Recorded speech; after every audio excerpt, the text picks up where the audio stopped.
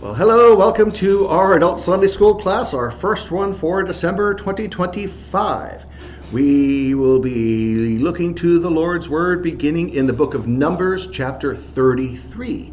If you'd like to find your way there, last chapter of the book, Numbers 33. We are following the Lord's people. I'm sorry, it's not the last chapter of the book. What am I saying? It is the chapter that gives the breakdown of the itinerary as the Lord's people are on the move, which means they are finally going to be on the move again. They've been parked in Kadesh for a little while, dealing with some things, and are now on their, what we refer to as their years of wandering. So we are still, for the moment, our last time starting here in the year 1445 BC. So what do we know about that year? So let's get our screen share going here while we queue up Numbers 33. We know that 1445 BC, at this point in time, it's in the late spring, early summer for these folks. It's Middle Bronze Age, level 2B. China is being led by Emperor Weibren of the Shang Dynasty. Egypt is being led by two pharaohs of two separate dynasties. We've got the native 13th dynasty pharaohs pushed down to the south, currently being led by Pharaoh Ibi something Matre. We don't have his whole name, it's corrupted. They're pushed down to the south because of invaders into the north. They're invading because Egypt is devastated after the Exodus events. And so this is a low point for Egypt. So it's their second intermediate period after the Middle Kingdom, before the High Kingdom. And so this second intermediate period, these foreigners coming into the north are the 14th dynasty. Well, we got 13th in the south. At the same time, we got 14th in the north. These foreigners include the Amalekites, who fought the Israelites in Rephidim in Saudi Arabia, came back up along through the north, joined with others, and are this group here, early subset of the 14th dynasty. Their current pharaoh, Nubuseri Ya'amu, and these are the early Hyksos, or the lesser Hyksos, meaning, yes, there will be a later, greater group of Hyksos in another dynasty. In Babylon, that we were just talking about, much in the devotional, much later on, King Nebuchadnezzar there. Back here, we are under King Amidatana, who's the great-grandson of Hammurabi. And the Lord's people are now here in Kadesh, south of the promised land here that they are yet to enter. And let's see. So here they are. There's the boundary for the promised land. So this is the land they're going to be entering, but not yet, because we are embarking on these years of wandering. So with the Lord's people, these 2.5 million, mixed multitude and all that, we've got in the tribe of Judah, the line of Christ, alive at this point in time. I believe we have Aminadab, who I would put at 99 years old. Ages aren't given, so based on their averages as we see things.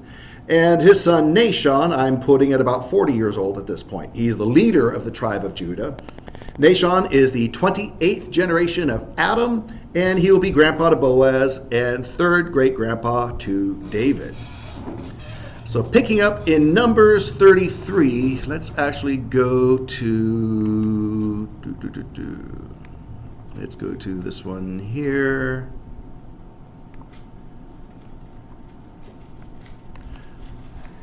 So we've just come through the whole events at Kadesh, including the rebellion of Korah, including the budding of Aaron's rod, including the red heifer ordinance and all that stuff. So now they're saying, okay, time to turn around and march around until the generation dies off, and then the young generation takes over and is ready to do what the old generation did not. So Numbers 33, let's take a look. Numbers 33, let's pick up in verse 31. Numbers 33:31, remembering Moseroth is reference for Mount Hor in this area here in Kadesh. Numbers 33:31, they journeyed from Moseroth and camped at Beni Jakin. They journeyed from Beni Jakin and camped at Hor Haggidgad. They journeyed from Hor Haggidgad and camped at Jotbathah. They journeyed from Jotbathah and camped at Abrana. They journeyed from Abrana and camped at Ezion-Geber. So we see here this chart courtesy of Dr. Glenn Fritz. So here's the Gulf of Aqaba, the Yam Suf, the Sea of the Exodus here, and here's the land. So they're up here at Kadesh, and so here they are basically hitting these locations just mentioned in Numbers 33, coming down. So now they're down here at Ezion-Geber. And as you see, they'll eventually make their way back up and then have to come around to go to the Promised Land. So we'll get to all that. So we'll talk about Ezion-Geber here in a moment, but before we do, just kind of a heads up for what we're looking at for today's class, and I'll get right to you, Brother Clay. We've gone through the very significant spiritual event of number 16 with Korah's rebellion, and again after that Aaron's rod, number 17, and then the red heifer ordinance in, we talked about the Levites and Melchizedek in Numbers 18, and red heifer in Numbers 19. So good, important spiritual stuff while we were going through this whole time frame of 1445 BC. Now with these years of wandering, this is going to take us, we're going to travel up to 1406 BC. The Exodus was 1406, so 40-year sentence. 1446 minus 40, you guessed it, 1406 BC. So what we're going to be looking at now with those major spiritual events having taken place and transpired, now we're going to see some of the logistical, practical events of, okay, 2.5 million people now wandering around. Where and how did they move to? What were these places? What was happening? And over the course of these 40 years, how did the world around them change? The pharaohs of Joshua's time in the crossing the Jordan River, completely different setup from what we have with the pharaohs now. And so in Babylon as well, these things will be changing around them. So that's what we're going to be looking at here in this next little bit here today, possibly past today, setting up for arriving at 1406 BC with the new generation. So that's kind of the game plan. Brother Clay. Well, you may have pre-answered what I was going to, that's what you're doing, but all these places that are listed, yeah. Were they in existence then or named afterwards? Are they like towns or an area, or what are they? Great, good question. So Brother Clay asked about these locations that were given here in Numbers 31 to 35. And as I understand the question, you're asking, these names were given. Were these the names they had now? Or were these later? Or were these towns? Were these just kind of areas? What's the deal here? Well, a couple of things to answer your question. Moses recorded Numbers 33 at the time it was happening, but we also know that something that's been happening that's kind of an anachronism, something kind of out of time, is that as the Bible was copied, including the book of Numbers here, sometimes place names were updated because names change. And we have two huge examples of this in Genesis 47, verse 11, where Joseph was given the land for the Israelites there, the land of Ramses. Well, in the time of Joseph, there's no one who thinks, as much as people disagree on things, there's no one who believes there was ever a Ramses anywhere around the time of Joseph. So it was never known by that name, even though we have it recorded in Genesis 47. That's called an anachronism. It's out of time. Now, the place is accurate. The name of the place changed over time. It was Ro-Rt, then Avaris, and then later Ramses, during the time of Ramses the Great, after Solomon. And so that also happened. The same principle happened in Exodus, where we're told that in chapter 1 that they built Ramses. And the Israelites did not build the city of Ramses, so people think Ramses was the Pharaoh of the Exodus. No, again, just like Genesis, we all recognize that, so too the name of the place changed. So to bring that to Brother Clay's question on Numbers 33. It looks like these were the names. We don't have any evidence of these names changing. So it looks like these were the names of those places during the time that this is happening in 1445 BC. Now, were these places cities, towns? Were they areas? I actually asked Dr. Glenn Fritz that very question, and he mentioned that pretty much keeping in mind we've got 2.5 million people here, they take up a lot of space. So sometimes these places are not pinpoints on a map that we could say here exactly is where these 2.5 million people are, because they're kind of spread. They're oftentimes more like regions or areas. to answer your question. So I don't have in Google Earth, they're called little pins that you can place on your map, put little, like thumbtacks, little pins you could put in and name them. I don't have pins to show you exactly where these different names are, but you can see how they're kind of spaced out along the journey. By the time they get to Ezion-Geber, which we know where that is, they've gone through those names. See, because I get this image in my head when, wandered in the wilderness, there's nobody out there. That's the misunderstanding of wilderness. And, I mean, that's the image. Yeah. And, so there may have been established communities or somebody came out in the middle of the way before that, this is their, naming county, Larry County over here, and this is Fresno, Yeah. Well, so Brother Clay brings up another really good point, that when we hear the word wilderness, we think zero population. We think no human contact or impact, and that's not necessarily the case. The Hebrew word midbar, I believe, refers to an area that is not necessarily. It's just out there. It's not necessarily dry like a desert, or I mean, there's some aridity that can factor in, but wilderness, as we read it, especially in the wilderness journey, does not mean absent from people or absent from any establishment. So now my mind's wondering, okay, we are now entering into Beni Jakin. And they see the sign. Welcome to Beni Jakin. You are now entering Beni Jakin. Population 47. And then, there's a little truck stop. I know, here's where we can get some goat jerky or whatever, and date shakes and, and deep fried Twinkies or whatever.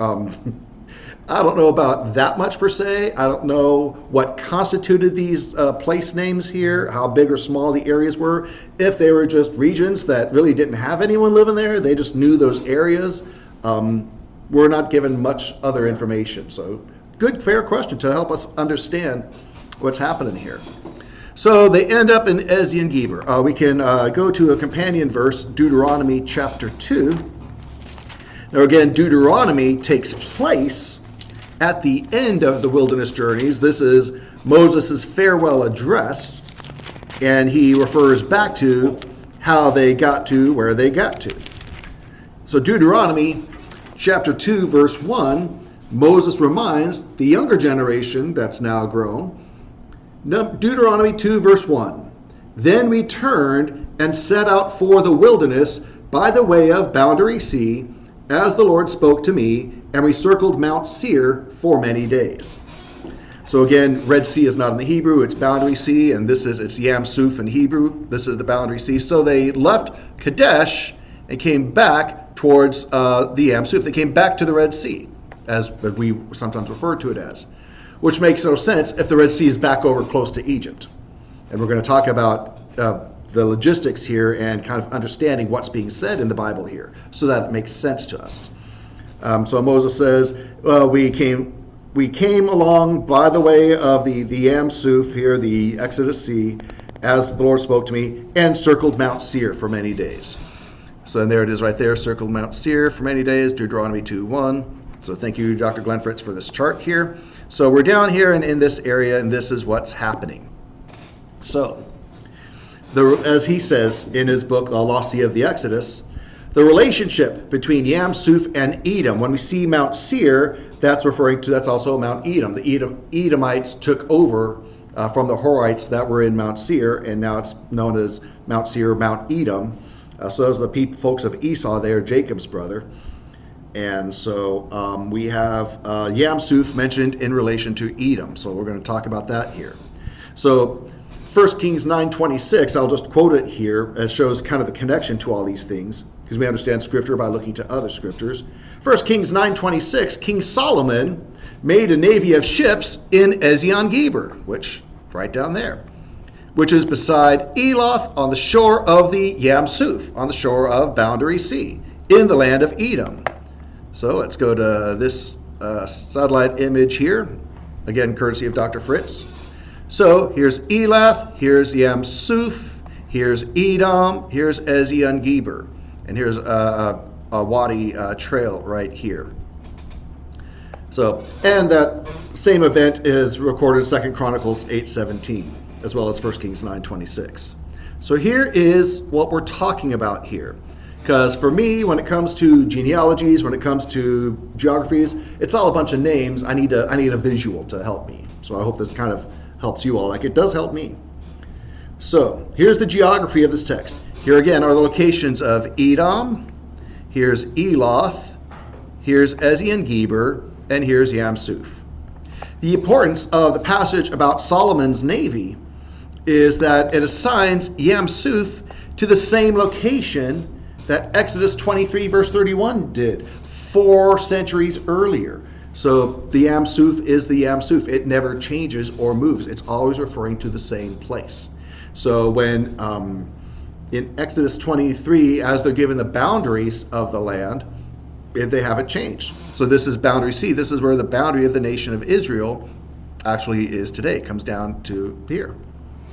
Now, Ezion-Geber literally means strong backbone in Hebrew.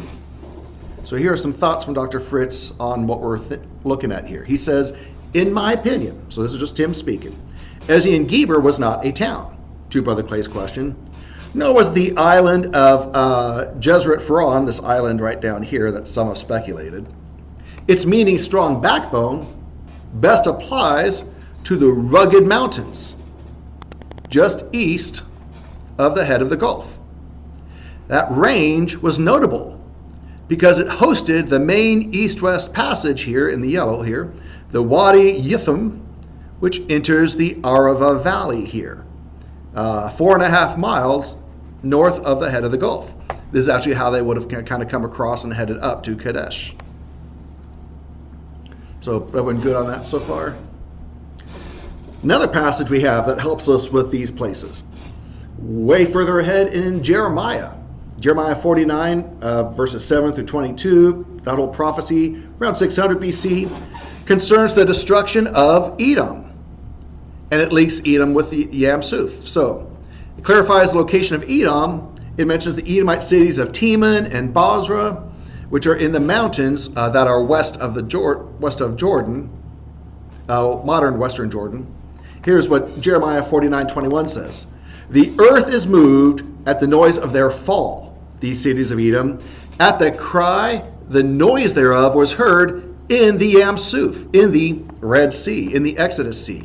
So earthquake and reverberations of that in Edom reverberating to Yam-Suf. So that makes sense if we have Edom here and the Yam-Suf, Exodus Sea right there. So Edom is by the Exodus Sea. And this actually is a seismically active, earthquake active, a Dead Sea rift, including the Gulf of Aqaba. So the date of Jeremiah's writing shows that this whole Yam-Suf definition hasn't changed in the 800 years since it was first used in Exodus 23. Fast forward 600 years to Jeremiah, it's still talking about the same place with all these places around it. So the Bible is consistent, and this shows us exactly what the Bible is talking about, and we can see it as it stands today. So any thoughts, questions? Does that help kind of picture over here? So the Lord's people have made it down to the Ezion-Geber area here in Numbers 33 and Deuteronomy 2 verse 1. Now, put on your seatbelts. We're actually going to be moving forward in time. Finally, I didn't look back to see how long ago did we start in 1446 BC with the whole Passover experience, and then the year at Mount Sinai, and then now we're up here. So now we're finally going to be moving forward. So you're no longer going to be hearing some of these names you've been hearing all the time, Yren and Amidatana and all that stuff. You finally got them memorized, and now you're not going to hear them again. So we get to learn new stuff and see how the world has changed from the time of Moses' this generation to the generation of the new folks. Well, first and foremost, we get a new pharaoh in the 13th dynasty down in the south in 1443 BC for just about 4 or 5 years, from 1443 to 1439.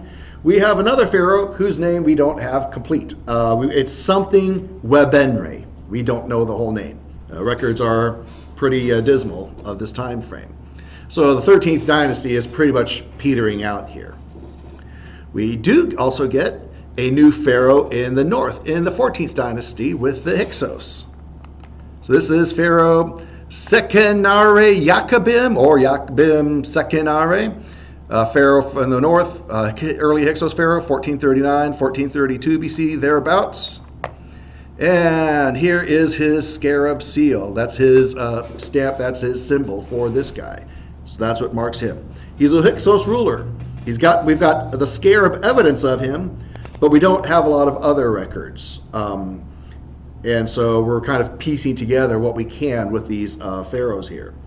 We have for this guy, of these different seals and physical examples that we've unearthed, for him we have a remarkable 123 seals. Second only in this period to Sheshi later on. Sheshi we have 396. So this guy is the most evidence we have with all of his scarab emblems there. Next we have some events, a Bible event as life is happening. Let's go to Exodus chapter 6. Oops, wrong way. Hang a left. We're not done with the book of Exodus yet. So Exodus chapter 6, we are told this, and I'm ballparking the time frame here again based on averages. Exodus chapter 6, verse 25. Exodus 6:25, about the year 1438 BC. Exodus 6:25. Now Aaron's son Eleazar married one of the daughters of Putiel, and she bore him Phinehas. These are the heads of the fathers' households of the Levites according to their families. So we look up here. So here's what we've got going on. So we have Levi, who, one of the 12 tribes, 12 sons of Israel. Levi fathered Kohath. Kohath fathered Amram. Amram married Levi's daughter Jochebed. So she was his wife and his aunt. Amram and Jochebed had Miriam and Aaron and Moses. Aaron married Elisheba, who is actually Nahshon of Judah's sister, daughter of Amminadab. So we've got the line of Levi marrying the line of Judah. Aaron's kids, Nadab and Abihu, who were killed. We talked about that. His son Eleazar's, who we're talking about now, he has another line, Ithamar. Now what's interesting about this is there will be a rivalry, interesting direction where instead of coming through the line of Eleazar and Phinehas here, we have some high priests who end up coming through Ithamar instead. In fact, Eli, the one who takes in the young boy Samuel, he's from the line of Ithamar. He's not from the line of Eleazar. So kind of interesting. Well, as we get to there in the timeline, we'll get to all that. But right here in 1438 BC, thereabouts, Exodus 6:25 is telling us we have the birth of Phinehas. So this is the direct line in the high priesthood. So right now, Aaron is still alive. Aaron is high priest. Eleazar will take over as high priest. Phinehas will come after him, and we'll go from there. So that's what we're seeing here in about 1438 BC. It's all good there with the high priest lineage. We get another pharaoh in the north with the early Hyksos. We get 1432 to 1424 BC, thereabouts. Khauserre Kareh, or Kareh Khawoserre. That's his scarab seal right there. Boy, that does sure look different from the other one, right? Aren't you glad we have all these different seals so we can tell them all apart? It's like, when there's a genre of music that you're not really a fan of or not really familiar with, and you hear one song and every song sounds the same because you're not really spending time with it, you're not immersed in it. But then if something starts to grow on you, then you start listening to, like, I was very unfamiliar with country music until I came to the Central Valley. And so kind of all sounded the same to me. Now I'm here and I'm spending time and, it doesn't all sound the same to me anymore. Now I'm able to pick up differences. Looking at these seals, they can very easily all look the same. Oh, wow, that's the seal of Khauserre Qareh. I get that. Okay, yeah. No, that's just... But here it is. So, again, we don't... It's like he's really into drinking wine with duck. Yeah, exactly. There you go. Drinks like a duck, yeah. Takes to drink like a duck takes to water. So, again, our information on these guys is a bit sketchy. His name is, Kareh's name, West Semitic. It means the bald one. So there's that for what that's worth. But we don't have a whole lot of info on these guys. So as we're digging up the evidence in Avaris, now keep in mind, the Hyksos have come in, the town area district, Roarti, Avaris, that would later be Ramses, have that built on top of it. Where the Israelites left that, as well as the other places they were living, that is where the Hyksos came in. And they took over living in their places and then built upon them. So as in archaeology, we dig down. As we know, the further deep down we go, the earlier in time we're going, because things are just slapped on top of each other. So for what it's worth, this point in time we're at right now with the early Hyksos here, we're now 1430, 1370 BC. We're in the lair here at the excavation mound, Tel el-Daba. A stratum, multiple ones are called strata, so individual stratum. This stratum is E3 that we're at right now. I know that makes a big difference to each of us, doesn't it? But yeah. So that's that. Now, been mentioning forever, as we've been in 1446 and 1445 BC, been mentioning in the line of Christ, the tribe of Judah, Aminadab and Nahshon. Well, now we get to the next in the line, and that is Salmon and his generation. So let's look to this generation, this line. Now, this doesn't mean they're all necessarily born this same year. And again, this year is an estimate. I'm guessing about 1426 BC now. But for those who have the same generation, so Salmon is born to Nahshon. I'm guessing Nahshon, I'm averaging him out, would be about 59 years old when he fathers Salmon. Salmon is now the 29th generation of Adam.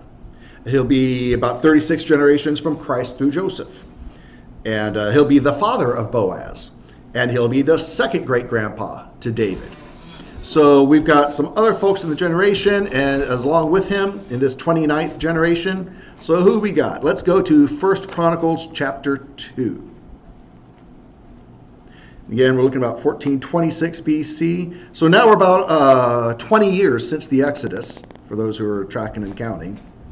So 20 years after the Exodus, so halfway through the wilderness journey here. Let's see, let's go 1 Chronicles chapter 2. Let's start in verse 28.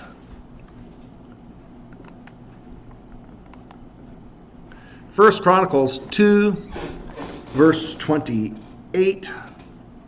We've got, let's see, 1 Chronicles 2:28. So in this line, we've got the sons of Onam were Shammai and Jada, and the sons of Shammai were Nadab and Abishur. Well, that just by itself, taken out of its context, means nothing to us. So here on screen is its context. So Jacob, who would be named to be changed to Israel, he married Leah as well as Rachel. Through Leah, he has Judah. Judah by Tamar, his daughter-in-law, has Perez, who's a twin. Perez has Hezron. Hezron has Ram, which is the line of Christ. But through his other son, Jeremiel, we have by his wife Atar, we have Onam, who has Shammai and Jada, that we just read in verse 28. So they're that same generation as Nahshon. But their kids are the generation of Salmon being born here. So here's the part 2. So these kids, Shammai and Jada, their kids are Nadab and Abishur, who will marry Abiel. And then let's see, verse 32, the sons of Jada were 32. The sons of Jada, the brother of Shammai, were Jether and Jonathan. So this is who it is coming through the line of Judah, through Perez. So while the line of Christ goes through Ram, we're told the line of Ram's brother Jeremiel. So that's who we're looking at here, born in the same generation as Boaz will be. We skip down to verse 48 of 1 Chronicles 2. So 1 Chronicles 2, verse 48. Let's take it to the first part of 50. 1 Chronicles 2:48. Maacah, Caleb's concubine, gave birth to Sheber and Tirhana. She also gave birth to Shaph, the founder of Madmannah, Sheba, the founder of Machmanah, and the founder of Gibeah, and the daughter of Caleb was Akshah. These were the sons of Caleb. So as we see on screen here, what we're looking at, so this is Caleb. This is Caleb, who we see here has a brother named Phinehas, and his son Othniel will be the first judge in the Judges. But just going down Keilah here, we've got, as I said, verse 38, Maacah, right here, Maacah, Caleb's concubine, gave birth to Sheber and to Tirhana. She also gave birth to Shaph, the father or the founder of Madmannah, so that's kind of a people and an area. Lots of times places are named for a person, and then that becomes their area. Like Porterville may have been named for someone with the last name of Porter. I don't know the history. Bakersfield was named for Thomas Baker, who was pro-Confederate back in the day, but that's another story. Sheba, the father, founder of Machmanah, let's see, and the father of Gibeah. The daughter of Caleb was Akshah, right there. So we're talking about that group right there. So these are the sons of Caleb. Caleb, the son of Phinehas, this is the same Caleb that was one of the 12 spies with Joshua. The 2 of the 12 who gave a good report, said, with God we can do this. So this is the guy, along with Joshua, of the older generation, who is not under the curse. He, in the ripe old age of 85 years old, will enter the promised land along with Joshua. So that's part of his line here. And so with the generation of Salmon here, all hanging in there so far? Yeah. Aren't you glad we're just not reading through 1 Chronicles 1 through 9 straight with all these names? Yeah. So let's skip down to verse 52. Go to the next one here. So 1 Chronicles 2:52. Let's see. Shobal, the father of Kiriath-Jearim, had sons.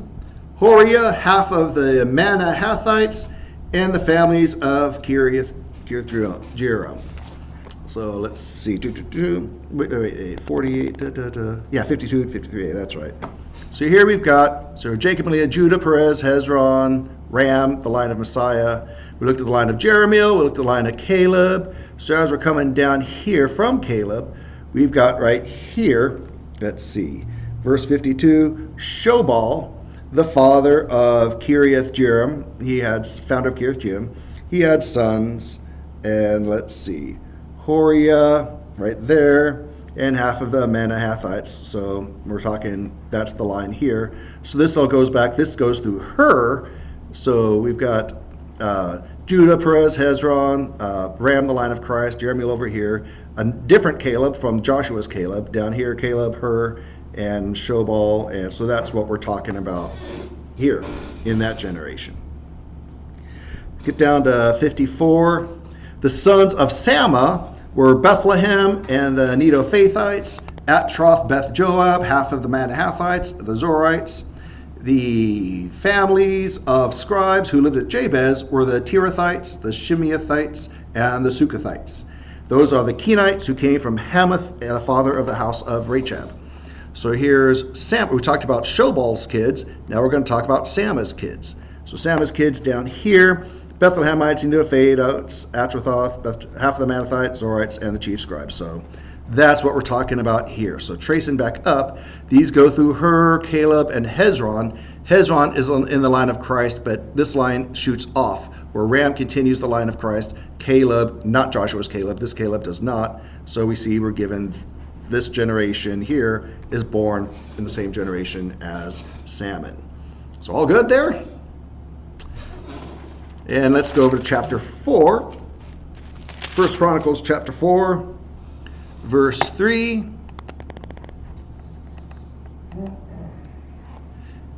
and these were the sons of Etam. Let me see here real quick. Did I forget to move that one up? Yes, I did. My bad.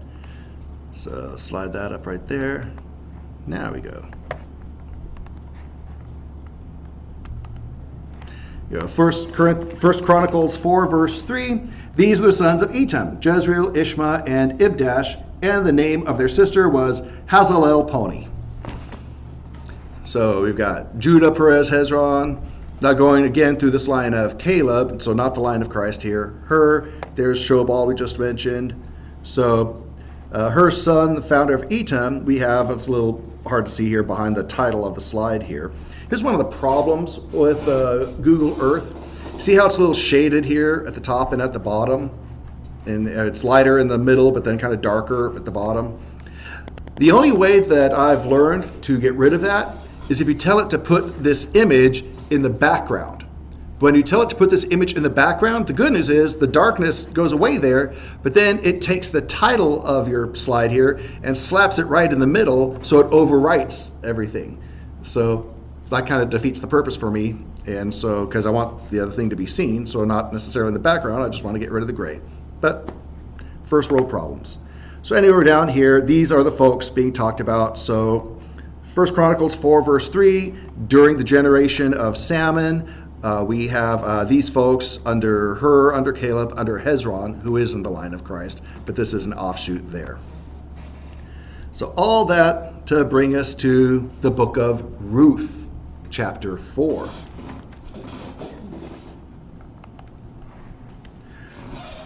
Ruth, chapter 4. Ruth is after Judges, before 1 Samuel.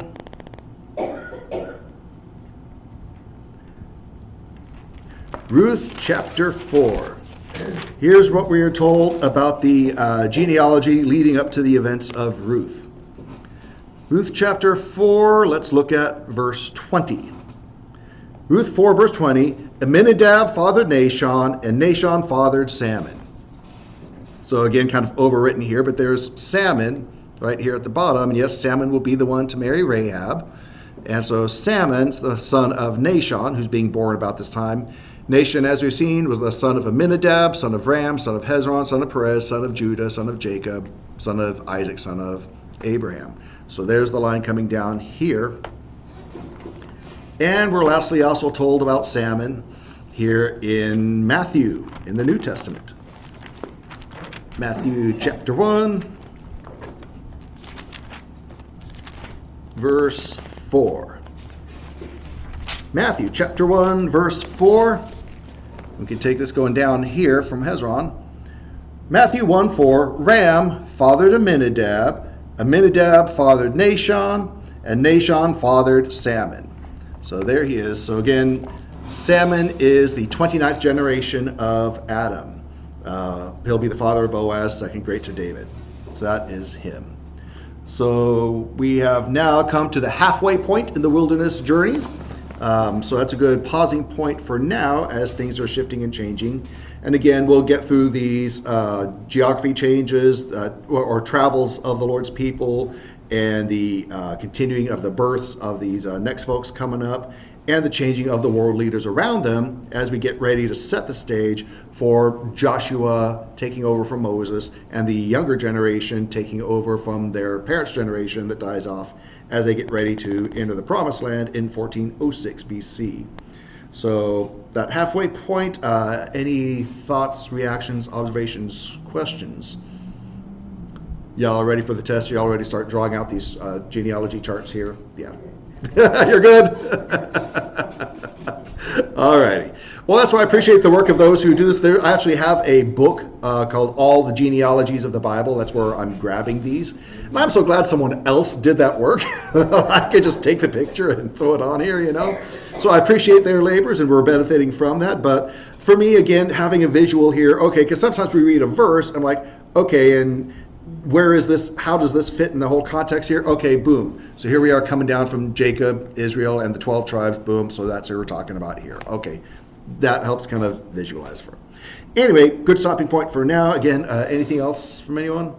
If not, appreciate it. We will go ahead and stop our screen share at this halfway point, and we will stop recording and end our Sunday school class and get ready to go before our Lord in our song and worship.